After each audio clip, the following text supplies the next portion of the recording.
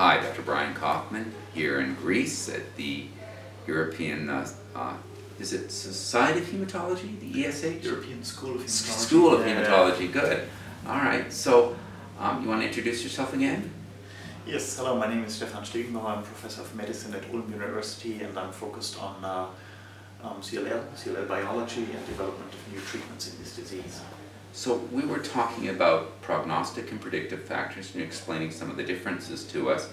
One of the ones that I wanted to touch on was 11q, which is associated with ATM, but not always. So could you talk us through that, and maybe mutation status too, which is another big one and a difficult one to do in some clinical labs?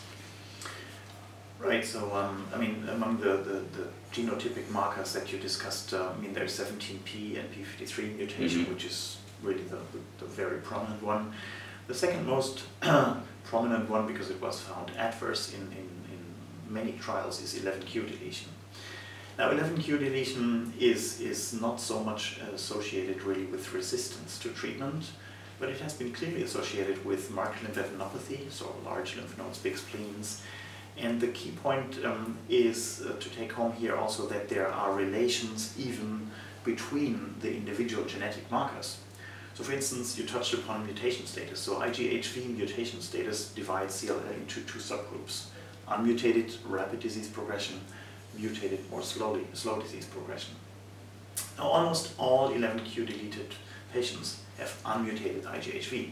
I do, yes. Therefore, they have more rapid disease progression. Nevertheless, when it comes to treatment, they may respond, and they sometimes particularly well respond to FC or FCR.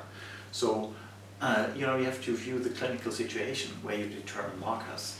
In early stage disease, IGHV unmutated status is one of the key determinants that will predict for very rapid disease progression.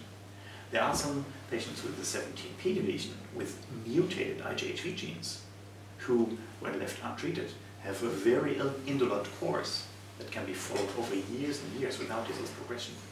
Nevertheless, when these patients require therapy, the outcome is as dismal as patients with 17p deletion and unmutated IGHV, because when it comes to treatment, then suddenly 17p matters. Well, yeah, I appreciate the subtleties of that. Now, I understand with 11q, it's not, the whole story isn't just ATM, that there's other, now that we're understanding that there's a broader picture of what might be knocked out. Can you help us understand that a little bit? Right, so similar to 17p and TP53 being targeted by that deletion, right, but sometimes TP53 also being mutated without the 17p deletion. Right. Similar holds true for 11q. So the target of the 11q deletion is ATM. So in many cases with 11q deletion, ATM is mutated. There are cases where there is no 11q deletion, but still an ATM mutation. And then there are 11q deletions where the target may be something else, maybe BRCA3, but maybe still other genes. So there's heterogeneity there. Not without reason, you have so many genes in your genome, and they may have differential impact. Right. And the ATM, like the T53, has a role in tumor suppression by sort of guarding the quality of the replication of the genome. Am I correct in that? Absolutely. So ATM and P53 are in the same pathway that is sensing DNA damage, and therefore is related to genomic stability, and therefore also somehow to treatment response. However, they're different genes, and not without a reason their impact on treatment resistance and on genomic stability is very different, with P53 being much more important when it comes to treatment resistance as compared to ATM.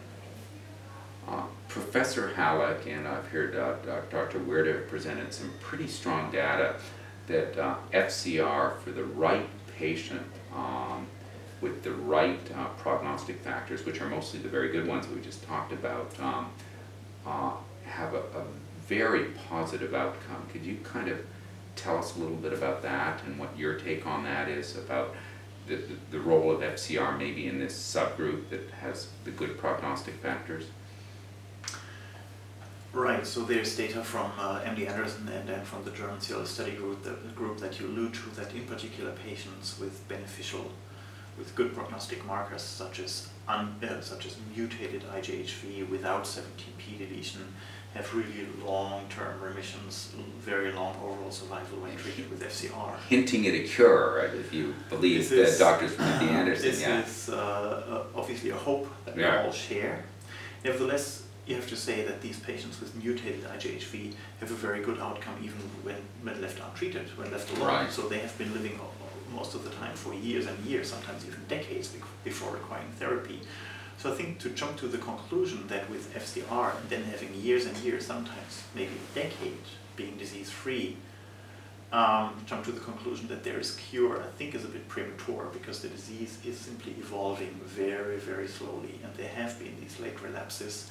So I think I agree with you, it's a very good treatment, it leads to disease control in the long term. The rewarding thing is that in the end the biology of the disease matters. Outcome is better if you have good biology, right, even with good treatment, than you have poor biology, even with good treatment. Let me ask you about something that's a very hot topic, and that's this next generation or more deep sequencing, because my understanding is there's been some recent studies that suggest 17p is bad even if you have a very low level of it, and that can be missed in a FISH test and some routine tests until you go deep. So help us understand where you see that evolving, and I know that's still a research tool mostly, not a clinical tool, but help us understand that. Right, so the sequencing world is rapidly evolving from a conventional Sanger-based approach to these next generation. So Sanger-based, do you want to explain? Sanger-based is the classical sequencing where you kind of look base by base, and where you have a sensitivity to detect a mutant gene of about 10, maybe even to 20%.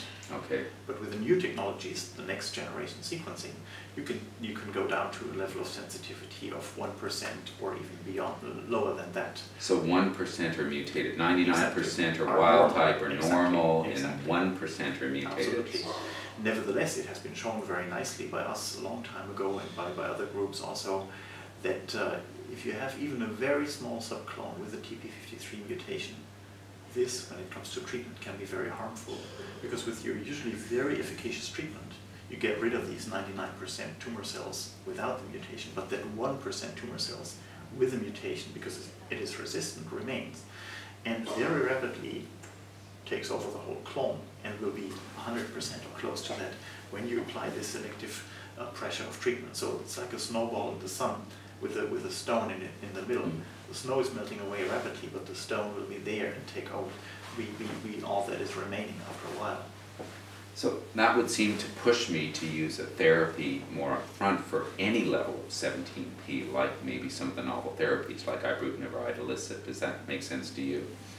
Absolutely. I think not without reason these agents, idelalisib or ibrutinib, have been licensed for the treatment, even in the frontline setting, of patients with a 17p deletion or TP53 mutation if they're ineligible for chemoimmunotherapy, because the evidence that we have for these agents is that they are much better than anything else that we had available for this particularly troublesome subgroup of patients who are really, in the greatest danger of suffering and from their disease.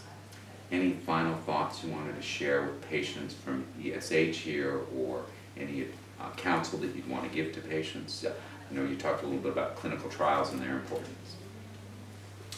Right, so I think it is obviously very important that you inform yourself, that you seek consultation by a specialist who is focused on this disease, because there has been dramatic progress over the recent years, and the choice of the correct diagnostics and the choice of the correct therapeutics depend very much on this very dedicated handling of the disease and this patient-doctor interaction.